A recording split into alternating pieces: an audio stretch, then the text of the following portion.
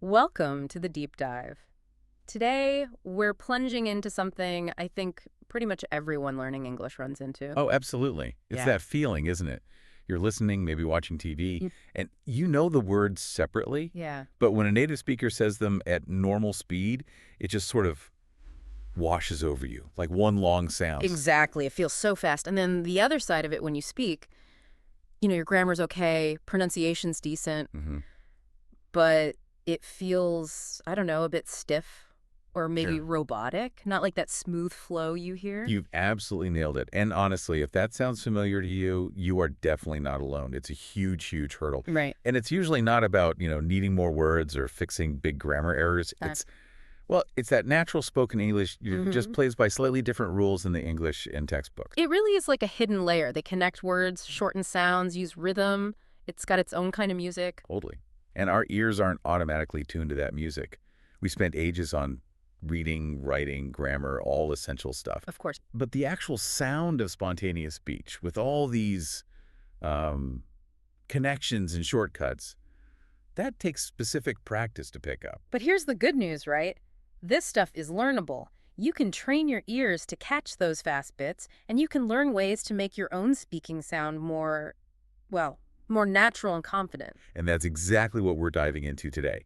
We've looked at some really helpful sources that break down how native speakers do this. We'll cover why they connect words and use reductions. Okay.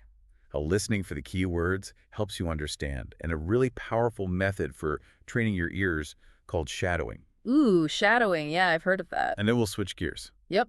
Then we'll look at how you can use these things yourself. Things like English rhythm, using contractions and reductions when you speak, how even filler words can help. And something really cool, how just stressing a different word can totally change what you mean. Okay, I'm ready. This sounds incredibly useful. Get ready to maybe hear English a little differently after this. Let's get into these sources. All right. So, first up, understanding. Why does English sometimes sound like it's on fast forward? The big reason our sources point to is, well, native speakers don't usually talk like this, word by word. No way. It's all connected. Words flow into each other. You see spaces when you read, right? Yeah. But when you listen, those spaces often just disappear, or the sounds blend right across the word boundaries. It's smoother. And the classic example, the one everyone uses, is, what do you want to do? Right. Said slowly, it's what do you want to do? Perfectly clear. Yeah. But you almost never hear it quite like that in a casual chat. Never. It morphs into something like, what I want to do. See, totally different sound. What do you? Squishes together into would I, Uh-huh. and want to blends into wanna. It sounds faster, but it's really just those sounds linking up and changing a bit. Your ear has to learn to recognize what I as what do you. Okay, so let's unpack a few more common ones from the sources, like asking, did you eat? Yeah, instead of a clear did you, Mm-hmm. that did and yay sound often smushed together. Makes kind of a J sound. So it comes out like, Did ya eat? did you eat? Okay, I hear that all the time. Yeah. Or what about, I don't know.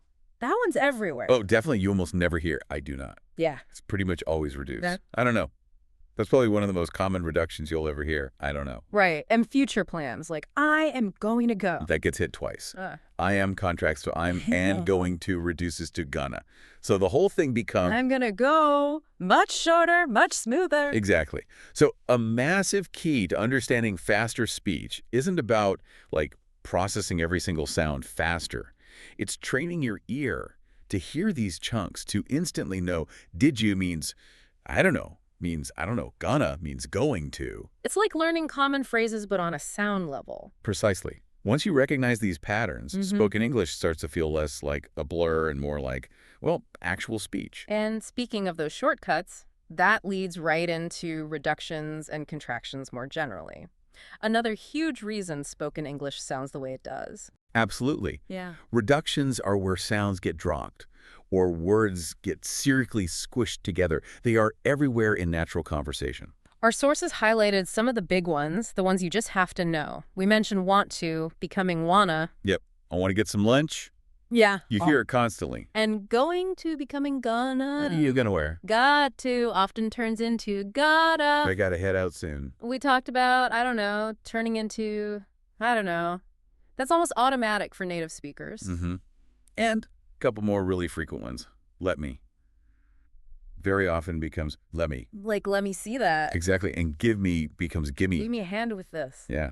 And this is where learners can get tripped up, right? If Really? your ear is listening for "let me help Ugh. you," spoken clearly, Right. but what you actually hear is "let me help you." It might Yeah. just sound like noise if you haven't learned to decode that shortcut. You know the words, but not that connected sound. So you really have to actively listen out for these. Train your ear to expect wanna, gonna, gotta, let me, gimme. Yes. The more familiar they become, the less fast English seems, Yeah. because you're recognizing the shorthand instantly. Okay, that makes a lot of sense. And it connects to the next point, which honestly was a bit of a relief for me to learn. Mhm. You don't actually need to understand every single word. Oh, such a crucial point. Yeah. We put so much pressure on ourselves thinking we need 100% comprehension of every syllable. Yeah. But native speakers don't even do that, not consciously. Our brains are wired to latch on to the important words, the ones carrying the main message. Like the nouns, main verbs, adjectives. Exactly, the content words. The little connecting words, articles, prepositions, helper verbs, they're often unstressed, said super quickly, or even reduced, because they're more about grammar than the core meaning. Okay, so let's try an example from the sources. Listen to this sentence and just notice which words kind of pop out. I was thinking about calling you yesterday. You naturally hear that emphasis land on thinking, calling, and yesterday, right? Mm-hmm, definitely. Even if you kind of missed the was or about or you slid by quickly, catching those three stressed words gives you the whole picture. Thinking, calling, yesterday, they're like the pillars of the sentence. Here's another one. She's probably going to be late for the meeting. Again, in natural speech, the stress hits probably late and meeting. Right. If you catch just those, you've got the core message. Probably, late, meeting. You understand the situation. And this is exactly how we listen in our own native language. We just don't think about it. We don't. Our brain does it automatically. So, the trick is to consciously apply that same strategy to English. Try to tune into those stressed words, the peaks in the sound wave, rather than straining to catch every single tiny word in between. You can really lower the stress of listening. Okay, so we've got the theory. Connected speech, reductions, focusing on stressed words. But how do we actually, train our ears to do this better? What's the practical step? This is where a technique called shadowing comes in, and our sources really emphasize this as like a powerhouse exercise for tuning your ear to natural speed. Shadowing. Okay, how does that work exactly? It's pretty simple in concept, though maybe a little weird feeling at first. You listen to a native speaker, and you speak along with them at almost the exact same time, like you're their shadow or their echo. Ah, okay, so not repeating after them, but with them. Yeah, or just a tiny fraction of a second behind. You're trying to match everything, their pronunciation, their speed, their rhythm, the way they link words, everything. And why does that work so well? Because it kind of bypasses your analytical brain. You're not stopping to think about grammar or vocabulary. You're purely focused on mimicking the sound. I see. This forces your brain to process the English at its natural speed and, crucially, helps you internalize those connections and reductions as they happen in real time. Okay, so the sources gave a step-by-step guide. Yep, pretty straightforward. First, find a short audio clip. Something authentic, TV show, YouTube, podcast snippet, an interview. Just a minute or two is fine. Okay. Second, listen once just for the general gist. Don't worry about details yet. Got it. Third, play it again. And this time, speak along with the speaker, right on their heels. Really try to match their sound, speed, and rhythm. And the key is? The key is not to say each word separately and clearly. Try to copy the flow, the way the words blend together, the reductions you hear. You're mimicking the music of it. Okay, let's try a few examples together. We'll say it slowly, then the natural way, break it down, and then maybe you listening can try shadowing the natural version right after us. Sounds good. Example 1. Just a casual question. Slow version. Hey, What are you doing this weekend? okay, now, natural speed. Hey, what are you doing this weekend? Big difference, right? The breakdown, what do you becomes wadaya, and doing often loses that G sound, becoming doing. All right, listen to that natural speed again and try to repeat right after me, mimicking the sound. Hey, what are you doing this weekend? Go on, give it a try. Short pause. Okay, example 2. Asking for help. Slow. Can you help me with this? Natural speed, can you help me with this? So here, can you often reduces to a quick can ya? And help me kind of links together. The P sound might be soft, so it sounds almost like help me. Okay, listen again and shadow the natural speed. Can you help me with this? Your turn. Try to catch that can ya and help me flow. Short pause. Nice. Example 3. Expressing surprise. Slow. I didn't know that. Natural speed, this often sounds like. I don't know that. Wow, yeah. breakdown. Didn't, just can reduce right down, sometimes sounding like done, and know that connects. The W sound might disappear, making it sound like know that. Okay, listen and shadow this one. I don't know that. Give it a go. Short pause. It feels a bit strange at first, doesn't it? Almost like you're interrupting or talking over them. Yeah, it definitely takes getting used to. But that's kind of the point. It forces you out of analysis mode and into pure sound mimicry. Okay, one last quick drill. Straight into natural speed. Listen and shadow. What are you going to do later? It's got a couple in there. What are you becomes what are yet. Right. And going to becomes gonna. Okay, listen again. Try shadowing the whole thing. What are you going to do later? Short pause. Awesome. Doing that consistently, even just for 5 minutes a day, our sources suggest, is probably one of the best ways to tune your ear to real natural speed English. It really works. Totally agree. It's like weightlifting for your ears. Builds that processing muscle. Okay, so we've spent a good amount of time on training your ears to understand. Now let's flip it. How can you start to sound more natural when you speak English? Yeah, because understanding is half the battle, but producing that natural sound yourself is the other half. It's more than just correct grammar and vocab, isn't it? Definitely. It's that flow, that musicality that makes someone sound, I don't know, comfortable and confident in the language. And a huge part of that music is rhythm and intonation. English, as the sources point out, isn't flat. It doesn't give equal weight to every syllable or word. No, it's got that up and down quality, like a song, right?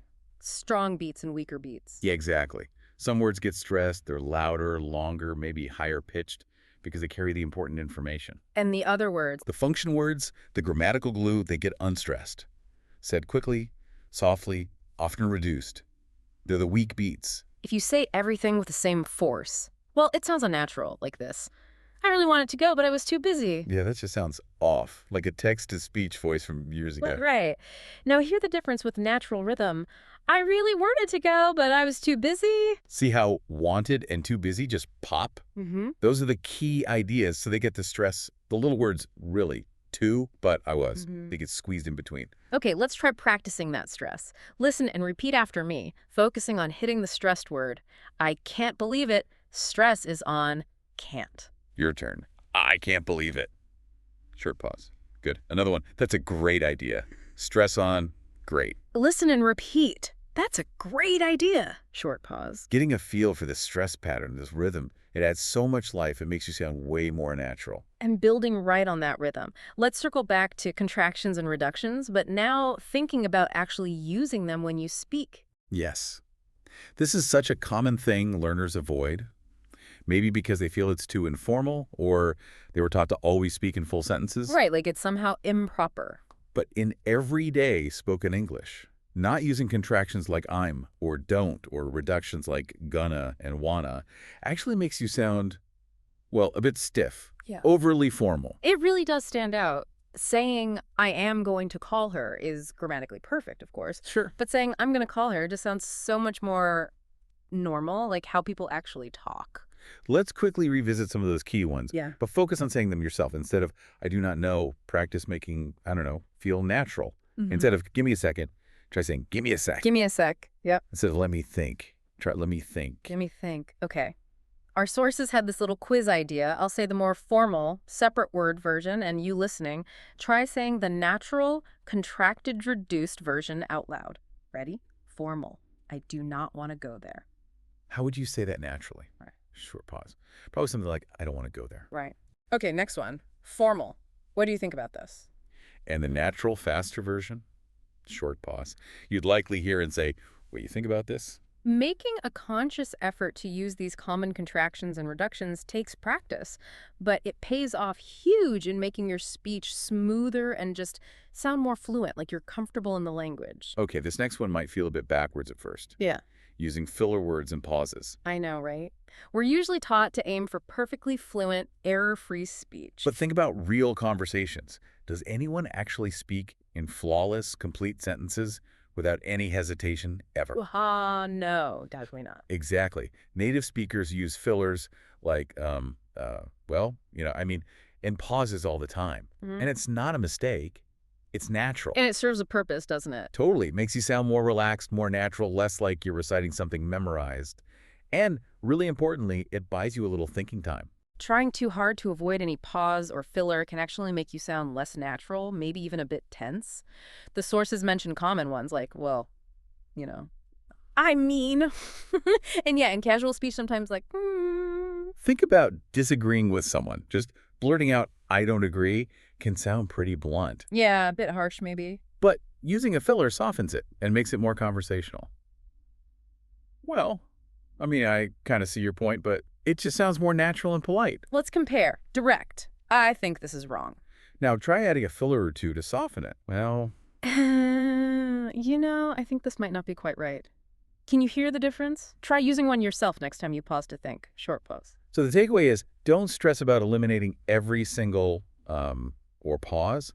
Learning to use these natural fillers strategically can actually make your English sound smoother and more relaxed. Absolutely. And finally, this is a really powerful one, mastering sentence stress to control meaning. Same words, totally different message depending on where you put the emphasis. This one is fascinating. It shows just how much communication happens beyond the words themselves. It's crucial for understanding nuance and for making sure you're understood clearly. Let's use that great example from the sources. I didn't say she stole the money. Okay, same sentence every time, but listen to the meaning change. First, stress on didn't. I didn't say she stole the money, That's- meaning maybe someone else said it, maybe I think it, but I am denying saying it. Okay, now stress on say. I didn't say she stole the money, meaning I didn't say it outright. Maybe I hinted it, wrote it, implied it, but the act of saying it didn't happen. And stress on she. I didn't say she stole the money, meaning I might have said someone stole it, but I'm denying accusing her specifically. It points suspicion elsewhere. Isn't that amazing? Same exact words, but shifting the stress completely changes the implication. It's like a hidden layer of meaning controlled by your voice. It really highlights why listening for stress is key and why controlling your stress helps you communicate precisely. Let's do one more. She didn't call him. Okay, stress on she. She didn't call him, meaning someone else called, not her. Stress on didn't. She didn't call him, meaning the call never happened, flat denial. And stress on call. She didn't call him, meaning she connected with him some other way, maybe text, email, carrier pigeon, but not via a phone call. Understanding this and practicing putting the stress where you intend it, it just gives you so much more control and makes you sound way more confident and clear. Wow, okay, we have covered a lot of ground there. It's really clear that sounding natural goes so much deeper than just knowing words and grammar rules. It really does. So to quickly recap for understanding, train your ears for those connections and reductions. Focus on the stressed words, not every single sound. And definitely give shadowing a serious try. It really helps tune your ear. And for sounding more natural yourself, pay attention to the rhythm and intonation, the music of English. Don't be afraid to use contractions and reductions, they're normal. Use fillers and pauses naturally to sound relaxed and buy thinking time. And learn to wield sentence stress to make your meaning precise. And the consistent theme here is practice, practice, practice. It's not magic, it's building skills. The more you consciously listen for this stuff and try using it, the more automatic and natural it becomes. So let's give you something concrete to work on this week, a challenge based on everything we've talked about. Okay. First step. Find a short audio clip, maybe 1 or 2 minutes, of real people talking English naturally. A show, an interview, whatever works for you. Listen to it once or twice. First time, just understand the main point. Second time, really focus your listening. Where do words link? What gets reduced? Which words pop out with stress? What's the overall rhythm like? Okay, once you've done that listening, you've got 2 options for your practice this week. Choose one. Option 1 is all about listening. Try shadowing that clip, play it, speak along right after the speaker, and really focus on mimicking their sound, their speed, their rhythm, those connections and reductions you noticed. If it feels too fast, maybe see if your player can slow it down just a tiny bit to start. Option 2 is focused on your speaking. Pick just one technique from that second section we discussed, maybe working on rhythm, or consciously using gonna and wanna, or adding a natural well, or, when you pause, or maybe practicing one sentence with different stress patterns. Then, record yourself talking for a minute or two. Describe your day. React to the clip. Anything, but focus only on implementing that one chosen technique. And maybe, if you're feeling brave, listen back to your recording. If you shadowed, how close did you get? If you practiced a speaking technique, did you actually do it? Did it sound natural? Yeah, give one of those a try this week. Notice what feels easy, what feels hard. Did any specific phrases jump out at you when listening? Which technique felt the most awkward or maybe surprisingly helpful when you tried to speak? So we really dug into the mechanics of sounds, words, rhythm, individual sentences. But stepping back, think about a real conversation. You might have practiced all this, but then you're talking to someone and you just freeze up for a second. Ah, yeah, that moment. What do I say next? How do I keep it going? Exactly. Yeah. Even native speakers have those moments, needing to bridge a gap or keep the flow going smoothly without just awkward silence. Right. So the provocative thought we want to leave you with is this. Now that you have tools for understanding and producing natural-sounding bits of English, how do you weave that into the bigger picture? How do you manage the actual flow of a conversation, navigate those pauses, and sound genuinely engaged, not just technically correct? Well, that's definitely the next level, isn't it? Moving from sentences to real dialogue. It is. But the foundation for all of that is right here in mastering these core elements of sound, rhythm, and connection that we talked about today. So keep practicing these. Absolutely. Don't get discouraged. Every little bit of practice, listening deliberately, and trying these things out loud helps. We really hope this deep dive has shed some light on the secrets of natural spoken English and given you some practical strategies you can start using right away. Keep training your ears, keep experimenting with your voice, and keep making progress on your English journey. You've got this. Keep going strong.